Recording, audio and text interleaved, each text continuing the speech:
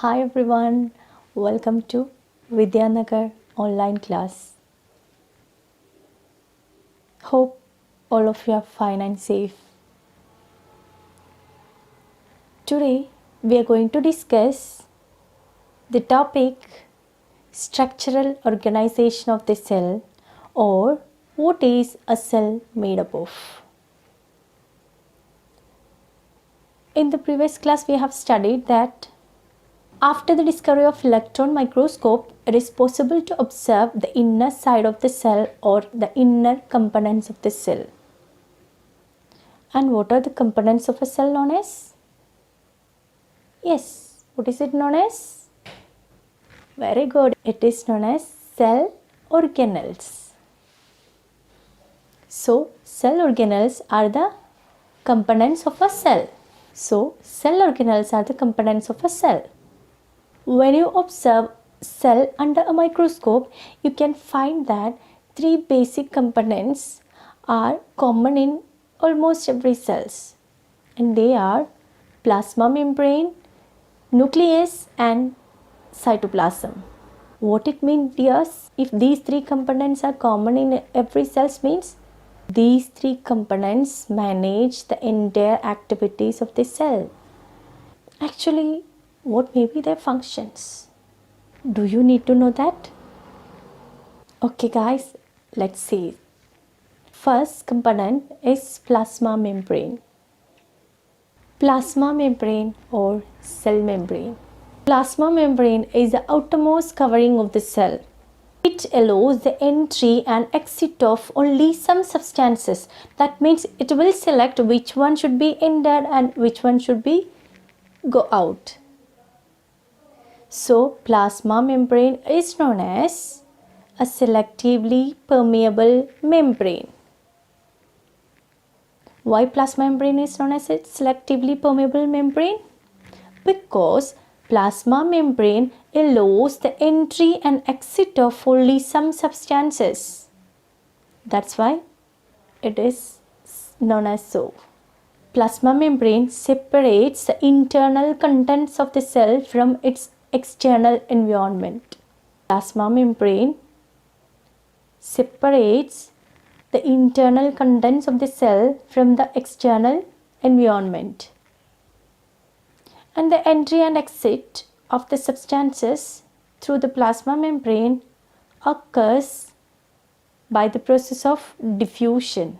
How does the movement of substances takes place into the cell? The substances like carbon dioxide and oxygen should be exchanged during a cellular respiration. So, in a cell, during cellular respiration, carbon dioxide should be come out and oxygen should be entered into the cell during respiration. And how these substances can enter and come out of the cell? That's what I told. It is by the law of diffusion. Then what is diffusion? Diffusion is the process of movement of substances from its higher concentration to its lower concentration. Diffusion is the spontaneous movement of substances from its high concentration to its lower concentration. We can see what is happening in a cell during cellular respiration. Then you will be clear with that one. I think you are confused now. After watching this example, it will be clear. Look at here. During cellular respiration, the amount of carbon dioxide will be more inside the cell after respiration, and the amount of oxygen there, it will be low. Whereas outside the cell, the concentration of carbon dioxide will be low and the concentration of oxygen will be more. So, according to the law of diffusion, the substance which is in high concentration, here the oxygen is in high concentration outside the cell, which will move from outside the cell into the cell, whereas the carbon dioxide level will be more inside the cell. So, according to the law of diffusion, the carbon dioxide which is in high concentration move from inside the cell into outside, and through the selectively permeable membrane, plasma membrane. Is it clear? And in the previous year we have studied that plasma membrane has many pores, and through that pores the substances are moving in and out. Is it clear?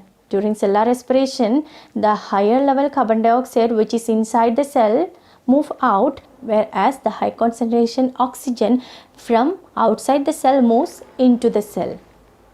There the exchange of gases takes place. Do you think that the law of diffusion is obeyed by only gases? Obviously not. Water also obeys the law of diffusion. And then how? Do you have any examples? Okay, I'll tell. See, in plants, how the water is entering from the soil into the root? Obviously by the law of diffusion. And the movement of water molecule or the spontaneous movement of water molecule from its high concentration to its lower concentration through a selectively permeable membrane is known as osmosis. So diffusion is mentioned for gases, and if the movement is of water, it is known as osmosis. Osmosis is the movement of water from its high concentration into its low concentration through a selectively permeable membrane. Now it's clear, right? Okay. Now we can observe what will happen to a cell when it is put in water. What will happen, guys? No idea, right? I'll tell it. See, when you put a cell, whether it may be animal cell or plant cell, 3 possibilities are there to occur. Why it is 3? Because there are 3 types of solutions we need to study. Have you heard the word solution? I think you know solution. When I tell you to tell an example for solution, obviously you will tell, yes, water. Then oil likewise, right? And a solution actually is a mixture of a solvent and a solute. Solution is a mixture of a solvent and a solute. Then example for solution. Okay, we can take examples as salt solution, sugar solution, etc. And I told you, you need to know about 3 types of solutions. If you are clear with the concept of solution, it will be easy to study. Okay, solution is a mixture of solvent and solute. And we can take an example. Now look here, in a salt solution, which will be solvent and which will be solute? In a salt solution, salt will be solute and water will be solvent. If it is a sugar solution, sugar will be solute and water will be solvent. You can see here water will be always a solvent. In most of the cases, water will be a solvent. That's why water is known as a universal solvent. Water is known as a universal solvent because most of the things are soluble in water. Exceptions are there, okay? In which solution gold is dissolving? Comment the answer on the box. Comment your answer. And about the 3 types of solutions. They are hypertonic solution, isotonic solution and hypotonic solution. First about hypertonic solution. Hypertonic solution means a solution which contains higher concentration of solute and lower concentration of solvent.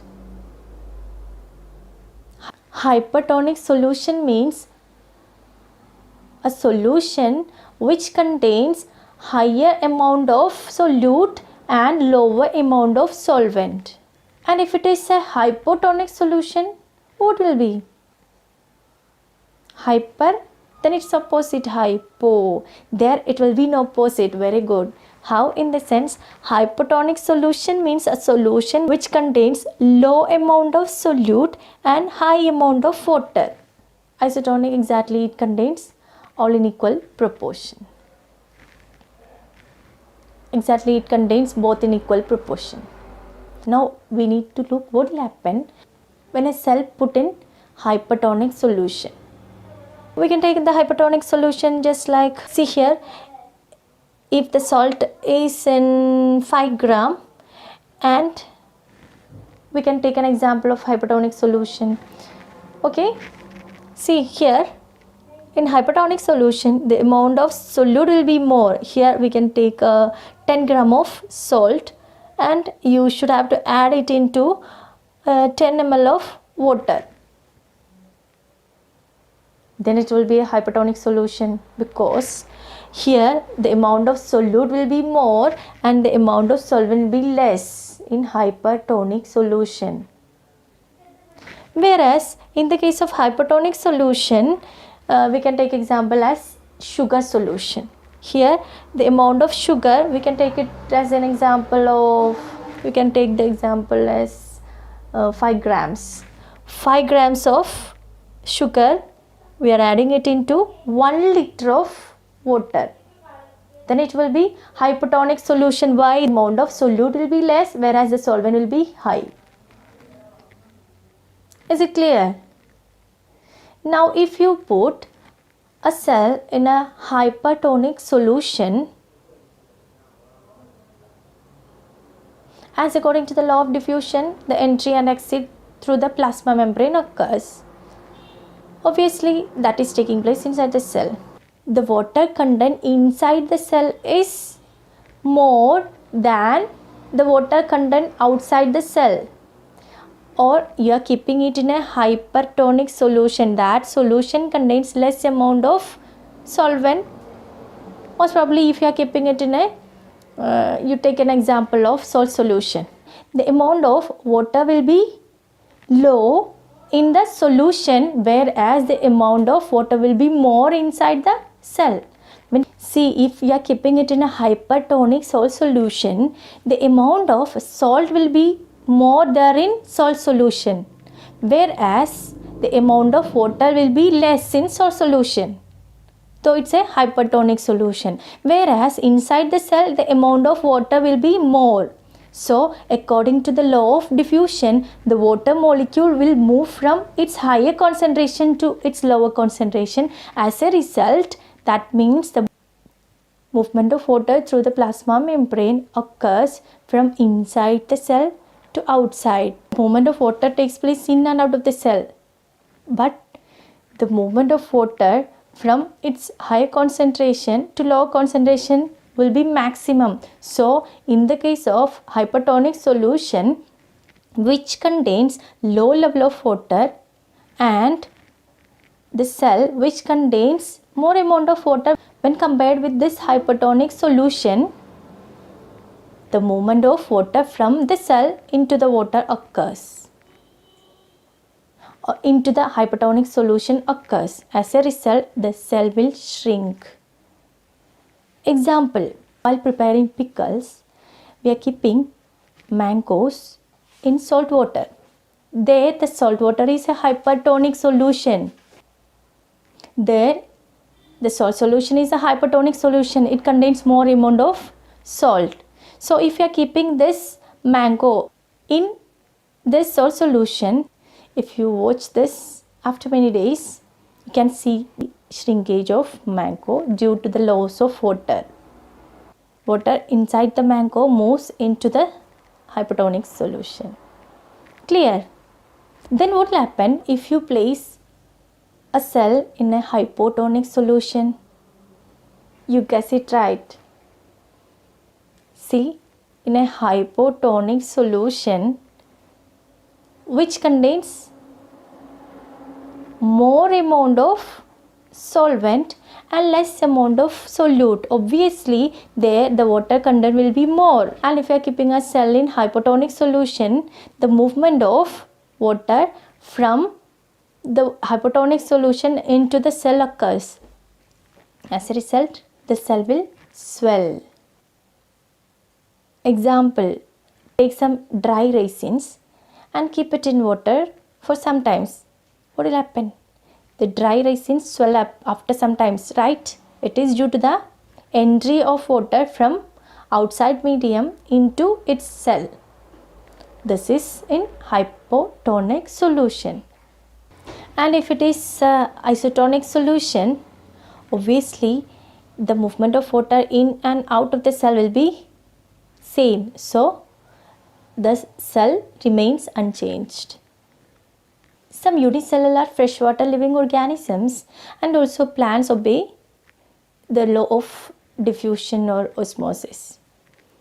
Plasma membrane is made up of organic molecules like proteins and lipids. Though it is made with proteins and lipids, they are highly flexible in nature. And this flexibility of the plasma membrane allows some unicellular organisms to catch its prey